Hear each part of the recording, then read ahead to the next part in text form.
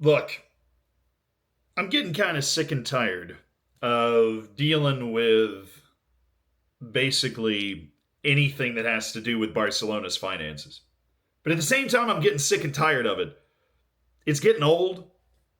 Like you see another headline and you go, Barcelona might not be able to register Danny Olmo. They're just not going to be like, that might not happen.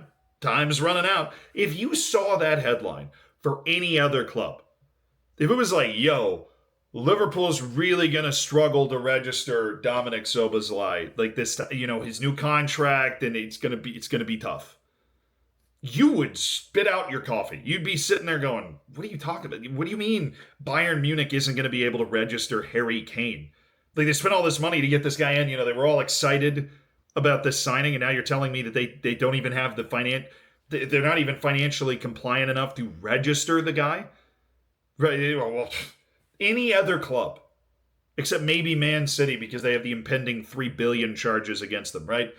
They have the pending, not impending, 3 billion charges against them. I'm on vacation. I'm not an idiot. Okay, my brain just doesn't work. It's full of Mai Tais and pina coladas and honestly Pop Tarts. I've had Pop Tarts for breakfast for the last 3 days in honor of the Pop Tarts Bowl. Only a few of you know what I'm talking about, but to those few, stay strong, brother. But for Barcelona, these sorts of headlines have become very normal. And that angers me. Because when I was learning about the game, when I was introducing myself to the world of football, I loved Barcelona because it seemed so sustainable and well run. And it was based off of this academy and it was homegrown and it had this excellent vibe. Now, it might have just been that I'm younger and that was never actually the truth at all, but at least that was my perception of the reality of Barcelona. And that has been so thoroughly destroyed that I read that sort of headline about, hey, they might not be able to register Danny Olmo because of, lack of financial compliance that basically everybody else in the Liga is figuring out except for Barcelona. And I realized that things have been broken almost beyond repair. But unsurprisingly, Barcelona has found a new lever, and they are using it. Because, if anything, if history tells us anything, selling things that make you more money in the future for less money now, like finite things, that never ends badly. Never. That would never end badly. So what have they found to sell this time? They have found the VIP boxes at the Camp Nou. The Camp Nou. Literally seats in the stadium. We're going to get to a point where they start just selling rights to the ticket prices of different sections of the stadium. That's essentially what this is. But the rights to operate the VIP boxes at the Camp Nou, they're not going to... we're looking at a situation here. I want you to understand what this means. Right? Where they are going to sell the operating rights for VIP boxes in their stadium. That means that if you go to the president of Barcelona and you're the president of Barcelona's best friend, right? Or you're the president of Barcelona themselves, and you go, I want a VIP box for the game, that's not your call to make. You don't own that in your own stadium. You've sold that. I don't know for how long, right? Because initially I was just notified by this one tweet from one of those just random aggregator Twitter accounts that link. I was able to find the original article that linked back to Market, right? A fairly reputable news site and all that. They've sold this for 100 million euros. And even in the article, they don't necessarily specify like how long they're selling the rights to operate the VIP boxes. It might, if they're not specifying it, and I would hate if this was true for Barcelona, they might have just sold them forever, like condos. And they just sold it, $100 million, you get the VIP boxes in the Camp Nou forever. And that means you never own the VIP boxes again in your own stadium. You don't have the ability to make money from them. You don't have the ability to, does it matter all that much? I would argue yes, because you're just giving away one of the big money-making, revenue streams that clubs and sports teams around the world has, which, expensive tickets to your games, some of the most expensive tickets to your matches that you now just don't have the ability to make money from, right? Somebody else is going to be making money from that, but you got a big check up front. So you're fine. Then that's before, obviously, the uncomfortable nature of the fact that, you being the club, you can't give somebody a VIP box at Barcelona. They have to go through somebody else in order to get that VIP box. You don't have any legal right to the VIP box in your own stadium, which I just can't really wrap my head around how awkward that would be to be the president of a club and be like, well, maybe they negotiated into the deal. The president still gets to keep one box. Right, or, we're hosting a prospective signing, so please, sir, can we have our box back for today? How much do we owe you? Do you have to literally pay for the box that you're hosting a signing, or, screw it, you got an injured player and you want to put him up in a box so he can watch the game? How many times did they show players that are sitting up there like that? You're gonna have to buy the box for the game. It's gonna cost you like $50,000 just to get that. That doesn't sound like a good financial move. But they got $100 million up front. It's the latest lever they've pulled, and then a long line of levers that they've pulled in order to be able to register players.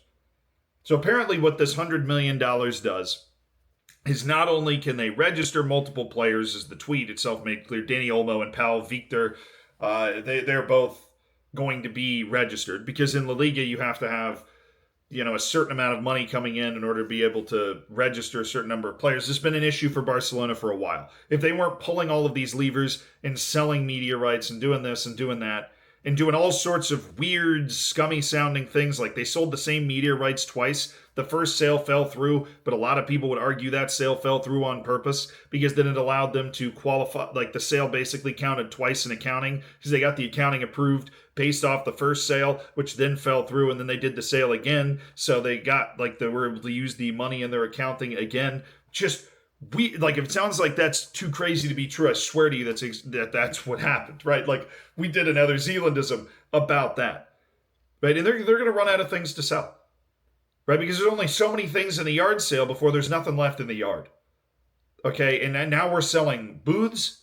We've sold the media rights, the naming rights to the stadium, host of other things. Okay, things that would be worth more money down the line in the future that they've sold for less money right now.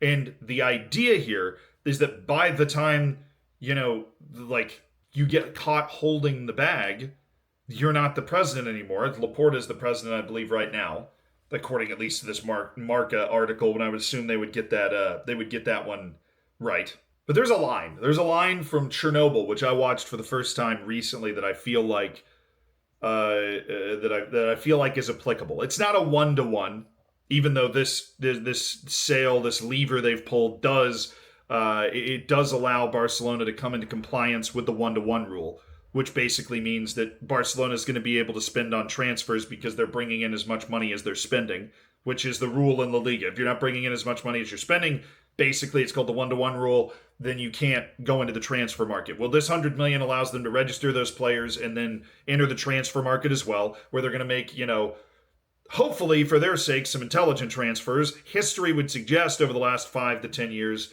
maybe not the smartest transfers in terms of resaleability or financial sustainability. Looking at you, Lewandowski, no offense, but you are old and there's not a lot of resale value in there. But the quote from the Chernobyl series, which is, every lie incurs a debt to the truth, and at some point that debt has to be paid. Every lever you sell incurs a future debt, and at some point that debt has to be paid.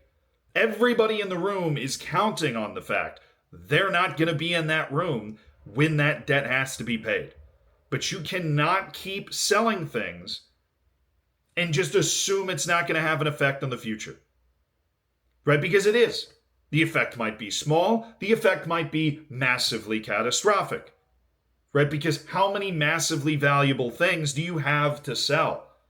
Right? Outside of the players on your team. And when I'm talking about a catastrophic impact, I don't mean just bankruptcy. Right? It's very clear Barcelona's never going to go bankrupt.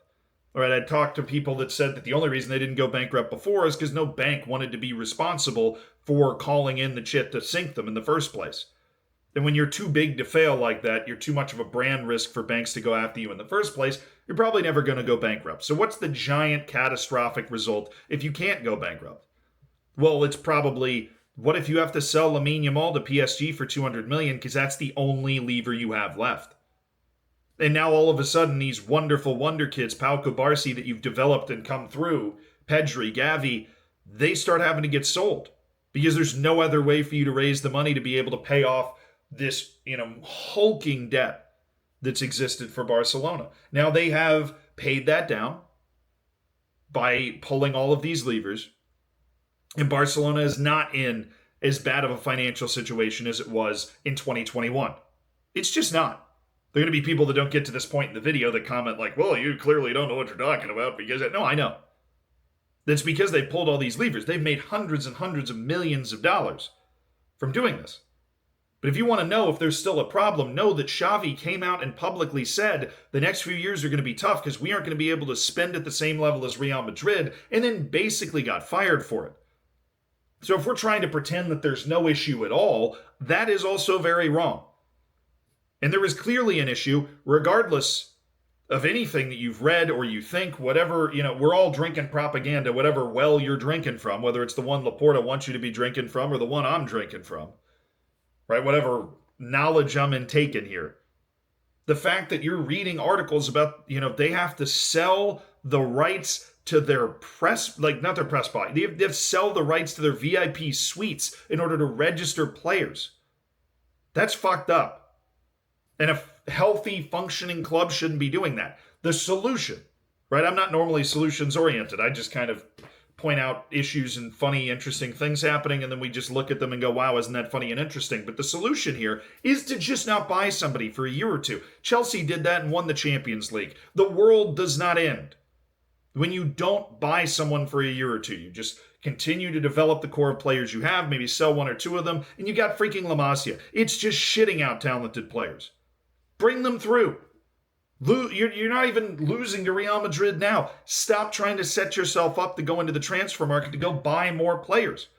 Barcelona makes so much money from its just, everything, that it is going to be able to erase that debt if it just stops spending stupid money. The problem is, if you continue to sell pieces of the club, that option starts going away. Because one of the ways that, being Barcelona and just making a shitload of money, one of the ways that happens is, things like your media deal, the rights to the media around the club, or things like the VIP boxes, making you millions of dollars every year that you've now sold up front.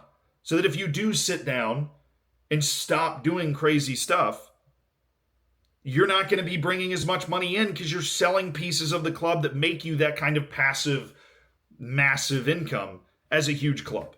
It's a wild situation. If you saw anything about Barcelona's levers and whatever, that's what's going on. But the wildest part of the entire thing is that apparently Dani Olmo's been involved in this. He was trying to find some sort of precautionary measure, right? There's also an allowance that if Dani Olmo didn't get registered in his contract, he'd be able to leave, which Barcelona was working up against the clock again, on that.